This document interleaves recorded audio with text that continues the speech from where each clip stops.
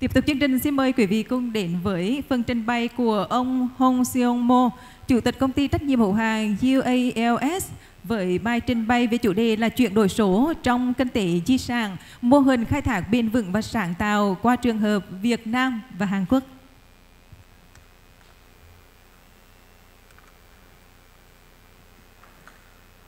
네, 안녕하십니까. 오늘 유산경제의 디지털 전환이라는 주제로 발표를 맡은 UALS의 홍승모입니다. Xin chào quý vị, tôi là Hong Seong Mo đến từ công ty UALS. Hôm nay tôi xin trình bày với chủ đề chuyển đổi số trong nền kinh tế di sản. 오늘 이 자리에서 후에 시의 위대한 유산이 어떻게 새로운 경제적 가치를 창출하는 미래 성장 동력이 될 수 있는지 그 가능성을 함께 이야기하고자 합니다. Hôm nay tôi muốn trao đổi về cách di sản tuyệt vời của Huế có thể trở thành động lực tăng trưởng trong tương lai, tạo ra giá trị kinh tế mới như thế nào. 네, 발표는 다음과 같은 순서로 말씀드리겠습니다. Vâng, bài thuyết trình sẽ được trình bày theo các thứ tự như sau. 예, 문화유산은 더 이상 과거의 기록으로 박물관에 머물러 있는 정적인 존재가 아닙니다. 하지만 지금까지의 활용은 유적지를 방문하는 관광, 역사를 배우는 교육, 복제품을 판매하는 단편적인 차원에 머물러 왔습니다. Di sản văn hóa không còn là những hiện vật tĩnh, chỉ tồn tại trong bảo tàng như một ghi chép của quá khứ. Tuy nhiên, việc khai thác cho đến nay vẫn chỉ dừng lại ở các mức độ đơn lẻ như du lịch tham quan di tích, giáo dục tìm hiểu lịch sử hay bán các bản mục chế. 이러한 접근은 유산이 가진 무한한 잠재력을 온전히 끌어내기에는 명확한 한계가 있었습니다. 우리는 유산을 그 자체로 so비하는 단계를 넘어서야 합니다. Cách tiếp cận này rõ ràng có những hạn chế trong việc khai thác trọn vẹn tiềm năng vô hạn mà di sản mang lại. Chúng ta cần phải vượt qua giai đoạn chỉ đơn thuần tiêu thụ di sản như chính nó. 예, 이제 우리는 새로운 패러다임을 구축해야 합니다. 바로 유산에 내재된 역사적, 문화적 가치를 현대적으로 재해석한 문화 자원으로 전환하고 이를 산업적 프로세스와 결합하여 지속 가능한 가치 사슬을 형성하는 유산 경제입니다. Giờ đây chúng ta cần xây dựng một mô hình tư duy mới, đó là kinh tế di sản. Đây là quá trình chuyển đổi các giá trị lịch sử văn hóa tiềm ẩn trong di sản thành nguồn tài nguyên văn hóa, được diễn giải theo cách hiện đại, kết hợp với quy trình công nghiệp để hình thành chuỗi giá trị bền vững. 창조성에 기인하여 예술이 경제 발전에 기여하는 문화 현상을 설명하기 위하여 영국에서는 1980년도 말에 들어서면서 창조 산업이라는 영역이 등장하고 공공의 제도적 지원이 뒷받침되면서 영국의 경제를 이끄는 성장 동력이 됩니다.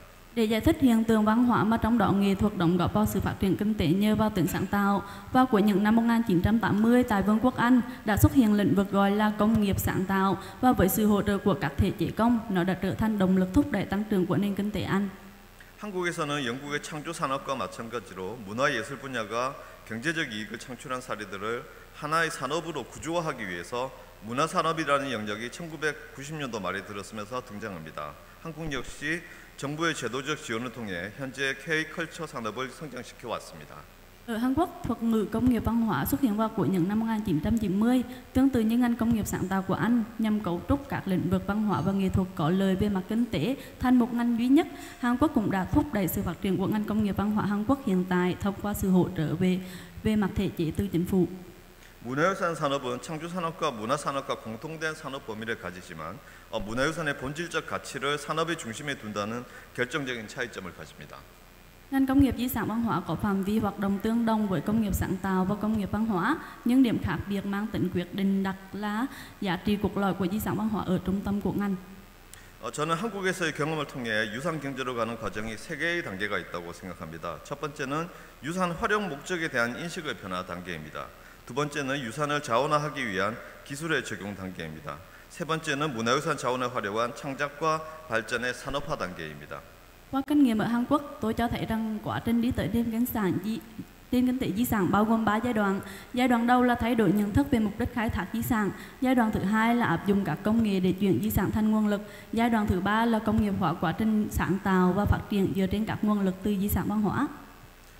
이러한 산업의 전환의 중심에는 디지털 전환이 자리하고 있습니다. Trung tâm của quá trình chuyển đổi ngành này chính là chuyển đổi số.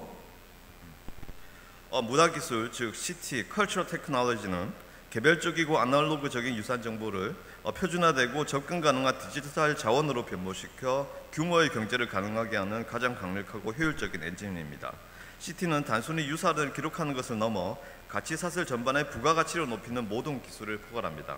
Công nghiệp văn hóa là công cụ mạnh mẽ và hiệu quả nhất để chuyển đổi thông tin di sản cá nhân tương tự thành các nguồn tài nguyên kỹ thuật số tiêu chuẩn hóa, dễ tiếp cận, tạo điều kiện cho quy mô kinh tế. Công nghệ văn hóa bao gồm tất cả các công nghệ nâng cao giá trị gia tăng trên toàn bộ chuỗi giá trị, không chỉ đơn thuần chỉ là ghi chép di sản. 한국에서는 문화유산과 역사 자료들의 디지털화가 2000년대 공공사업 중심으로 전개되고 개방되어 지금까지도 한국 역사 문화의 해석, 교육, 활용을 위한 기초 자료로 사용되며 한국 디지털 인문학의 기초를 마련하였습니다.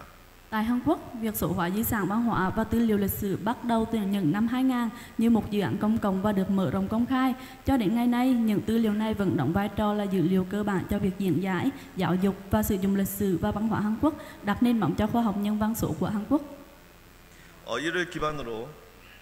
이를 기반으로 현재까지 한국의 문화산업은 다양한 콘텐츠의 창작 소재 발굴에서부터 방송, 영화, 게임, 디지털 콘텐츠 등의 매체들과 결합된 새로운 경험의 문화 콘텐츠들을 생산하고 유통하는 고부가가치 문화산업 생태계를 조성해 오고 있습니다. Dựa trên điều này, ngành công nghiệp văn hóa Hàn Quốc đã và đang tạo ra một hệ sinh thái công nghiệp văn hóa có giá trị gia tăng cao, sản xuất và phân phối những trải nghiệm văn hóa mới kết hợp với các phương tiện truyền thông như phát thanh, phim ảnh, trò chơi và nội dung kỹ thuật số, bắt đầu từ việc khám phá các tài liệu sáng tạo cho nhiều nội dung khác nhau. 예를 들어 한국의 조선왕조실록은 500년간의 궁궐의 이야기를 담은 세계 기록 유산인데요. 이 기록을 디지털화하고 한자를 한국어로 번역한 데이터베이스를 2000년대에 일반인들도 접근 가능하도록 개방하였습니다. Ví dụ, biên niên sử Joseon là di sản tư liệu thế giới, lưu giữ những câu chuyện về cung điện hơn 500 năm. Những ghi chép này đã được số hóa vào một cơ sở dữ liệu chữ Hán, cũng được dịch sang tiếng Hàn, đã được công bố cho công chúng vào những năm 2000. 이러한 문화유산 자원화 과정을 통해 지금까지도 많은 창작자들이 스토리텔링을 결합한 한국의 콘텐츠들을 만들어 오고 있습니다. 또한 궁궐 건축물들도 디지털화하여 다양한 콘텐츠 산업에서 활용 가능하도록 자원화하였습니다. Thông qua quá trình biến di sản văn hóa thành nguồn lực này, đến nay nhiều nhà sáng tạo vẫn tiếp tục phát triển các nội dung Hàn Quốc kết hợp với kể chuyện. Ngoài ra, các công trình kiến trúc cung điện cũng đã được số hóa, trở thành nguồn lực có thể khai thác trong nhiều ngành công nghiệp nội dung khác nhau. 넷플릭스 1위, 빌보드 차트 1위로 세계적 열풍을 일으키고 있는 캐대언도 지난 20여 년간의 문화유산 자원화가 이룬 글로벌 성공 케이스입니다. 이 콘텐츠로 인해 한국의 주요 박물관들은 굿즈 상품들로 인해 유산 경제의 중심으로 주목받고 있습니다. Việc K-drama đang tạo nên làn sóng toàn cầu, đứng đầu Netflix và bảng xếp hạng Billboard, cũng là một ví dụ điển hình về thành công toàn cầu này đạt được nhờ quá trình tư liệu hóa di sản văn hóa trong hơn 20 năm qua. Nhờ những nội dung này, các bảo tàng lớn của Hàn Quốc đã trở thành trung tâm của nền kinh tế di sản thông qua các sản phẩm goods, hàng lưu niệm và sản phẩm phái sinh. 유산 경제의 첫 번째 축은 가치의 정밀한 기록입니다. 지속 가능한 활용의 첫걸음은 유산의 원형 가치를 미래 세대에 온전히 전달하기 위해 정확하게 기록하는 것입니다. Trụ cột đầu tiên của nền kinh tế di sản đó là ghi chép giá trị một cách chính xác. Bước đi đầu tiên để khai thác bền vững là ghi lại giá trị nguyên bản của một di sản một cách chính xác nhằm truyền tải trọn vẹn đến các thế hệ tương lai. 저희가 HMCC와 함께 진행한 가치의 기록에 대한 사례는 후에 태화 전 디지털 기록 사업입니다. 3차원 레이저 스캐닝과 사진 측량과 같은 기술은 건축물의 복잡한 구조를 밀리미터 단위로 정밀하게 기록합니다. 이렇게 생성된 3D 데이터는 단순한 시각 자료를 넘어 유산의 원형을 보존하고 연구하기 위한 기본 자원으로서 높은 가치를 가집니다. Một ví dụ về ghi chép giá trị mà chúng tôi đã cùng thực hiện với Trung tâm Bảo tồn Di tích Cố đô Huế là dự án số hóa điện thái hòa ở Huế. Các công nghệ như quét laser 3D và đo ảnh đã được ghi lại cấu trúc phức tạp của công trình với độ chính xác đến từng mm. Dữ liệu 3D được tạo ra không chỉ là tư liệu hình ảnh đơn thuần mà còn có giá trị cao như một nguồn lực cơ bản để bảo tồn nguyên bản di sản và phục vụ nghiên cứu. 한 걸음 더 나아가 기록된 3D 형상 데이터에 각 건축 부저의 재료, 제작 연대, 복원 이력 등 보이지 않는 의미론적 정보를 결합하는 것이 바로 HBIM입니다. 이는 유산을 단순히 3D 모델이 아닌 모든 정보를 담고 있는 지능형의 디지털 자산으로 만드는 기술이며 체계적이고 과학적인 보존 관리를 가능하게 합니다. Tiến xa hơn một bước, X-beam kết hợp dữ liệu hình học 3D được ghi lại với thông tin ngữ nghĩa vô hình, chẳng hạn như vật liệu, ngày xây dựng và lịch sử trùng tu của từng cấu kiện công trình. Công nghệ này biến di sản thành một tài sản kỹ thuật số thông minh, chứa đựng tất cả thông tin, thay vì chỉ là một mô hình 3D đơn thuần, cho phép quản lý bảo tồn một cách có hệ thống và khoa học hơn. 네, 저희는 이러한 연구 성과를 유네스코 산하의 디지털 헤리티지 국제 컨퍼런스인 시파 2025에서 HMCC와 함께 전 세계 전문가들에게 직접 발표하고 후에 시의 디지털 유산 역량을 세계인들에게 알리는 기회를 가졌습니다. Chúng tôi đã cùng với HMCC có cơ hội trình bày trực tiếp kết quả nghiên cứu của mình tới các chuyên gia trên toàn thế giới tại SIFA 2025, một hội nghị quốc tế về di sản số do UNESCO tổ chức và nhằm quảng bá năng lực di sản số của thành phố Huế ra toàn thế giới. 유산 경제의 두 번째 축은 가치의 창의적 확산입니다. 정밀하게 기록된 기본 자원은 기술과 인문과 예술의 융합을 통해 대중이 새롭게 즐길 수 있는 활용 자원으로 재탄생합니다. 3D 데이터가 VR, AR, 미디어 아트와 만나 시공간을 초월한 몰입형 체험을 선사하는 것입니다. 이는 유산을 감성적이고 미학적인 체험의 대상으로 만듭니다. Trụ cột thứ hai của nền kinh tế di sản là sự lan tỏa giá trị sáng tạo. Những nguồn lực cơ bản được ghi chép tỉ mỉ sẽ được tái sinh thành nguồn lực hữu ích mà công chúng có thể tận hưởng thông qua sự hội tụ của công nghệ, khoa học, nhân văn và nghệ thuật. Dữ liệu 3D kết hợp với VR, AR và nghệ thuật truyền thông tạo nên một trải nghiệm nhập vai vượt thời gian và không gian. Điều này biến di sản thành một trải nghiệm cảm xúc và thẩm mỹ. 한국의 미웅만보 미디어 아트 전시는 대표적인 성공 사례입니다. Đây là triển lãm nghệ thuật truyền thống Migambo của Hàn Quốc ạ. 전통 정원의 3차원 스캔 데이터에 자연과 합의를 하고자 했던 선비들의 철학이라는 인문학적 해석을 더하고 이를 감각적인 미디어 아트로 구현했습니다. Triển lãm kết hợp dữ liệu quét 3D của một khu vườn truyền thống với các diễn giải nhân văn về triết lý đi tìm một sự hòa hợp với thiên nhiên của các học giả và chuyển hóa điều này thành một tác phẩm nghệ thuật truyền thông cảm quan. 관람객들은 실제 정원을 걷지 않고도 마치 구름 위를 거닐듯 정원의 사계절을 체험했습니다. 이 전시는 서울을 넘어 런던 그리고 세계적인 미디어 아트 축제 아르스 일렉트로니카에서도 큰 주목을 받으며 잘 만들어진 융합 콘텐츠가 강력한 문화 외교관 역할을 할 수 있음을 보여주었습니다. Khán giả dù không cần bước đi trong khu vườn thực nhưng vẫn có thể trải nghiệm 4 mùa của khu vực như thể đang dạo bước trên những đám mây. Buổi triển lãm này không chỉ gây vang tiếng lớn ở Seoul mà còn trở thành sự chú ý của London và Liên hoan nghệ thuật truyền thông ở quốc tế Ars Electronica. Qua đó cho thấy rằng những nội dung sáng tạo kết hợp hài hòa giữa công nghệ và nghệ thuật có thể trở thành một nhà ngoại giao văn hóa mạnh mẽ. 회화 작품 역시 놀라운 변신이 가능합니다. 18세기 화가 신윤복의 그림을 재해석한 단위전 VR 영화는 관객이 직접 그림 속 세상으로 걸어 들어가 단오절 풍경의 참여자가 되는 경험을 제공합니다. Và các tác phẩm hội họa cũng có thể biến hóa một cách đáng kinh ngạc. Bộ phim VR Danny John được tái hiện từ bức tranh của họa sĩ vào thế kỷ 18 Shin Jung-bok mang đến cho khán giả trải nghiệm bước vào thế giới trong tranh và trở thành người tham dự lễ hội đoan ngọ. 이는 그림의 물리적 틀을 깨고 정지된 공간을 살아 숨쉬는 공간으로 해방시킨 창의적 전환입니다. 박물관 소장고에 잠들어 있는 수많은 회화 유산의 무한한 활용 가능성을 제시한 사례입니다. Đây là một sự chuyển đổi sáng tạo phá vỡ khuôn khổ vật lý của hội họa, giải phóng không gian thành một không gian sống động, tràn đầy hơi thở. Nó là một ví dụ về tiềm năng vô hạn trong việc khai thác vô số di sản hội họa vốn có thể đang nằm trong im lìm trong kho lưu trữ của bảo tàng. 하지만 이러한 성공 모델을 후에 시에 적용하기 위해서는 현실적인 과제들을 해결해야 합니다. 3D 스캐너와 같은 고정밀 장비 도입의 초기 투자 비용 부담, 유산과 기술을 모두 이해하는 융합형 전문가 부족, 지속적인 수익 창출 사업의 모델의 부재, 그리고 이를 뒷받침할 제도적 지원 체계 등입니다. 특히 민간의 혁신적인 아이디어가 초기 데이터 구축 비용으로 인한 제작비의 장벽에 막히는 경우가 많습니다.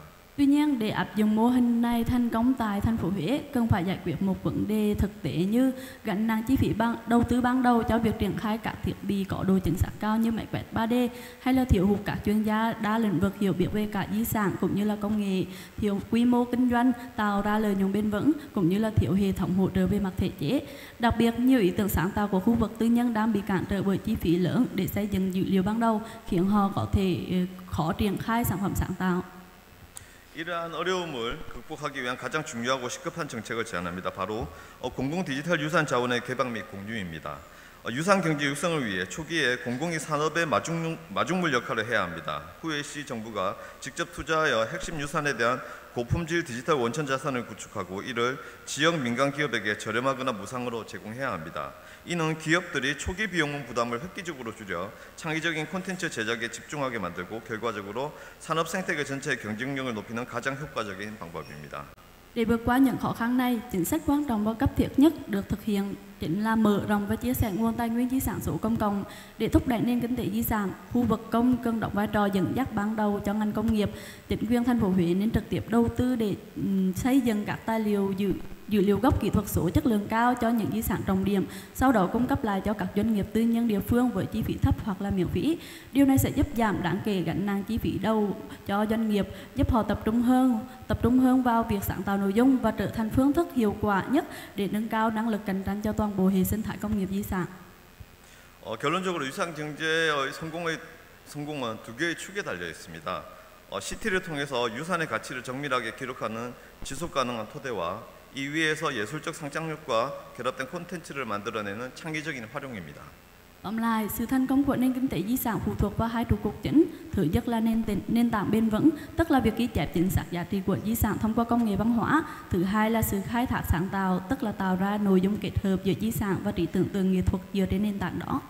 이 두 축이 정부의 지원과 기업의 창의성 속에서 균형을 이룰 때 후에시의 위대한 문화유산은 과거의 기록을 넘어 현재에는 새로운 경제적 가치를 창출하고 미래 세대에게는 끝없는 영감의 원천을 제공하는 살아있는 성장 동력이 될 것이라 확신합니다.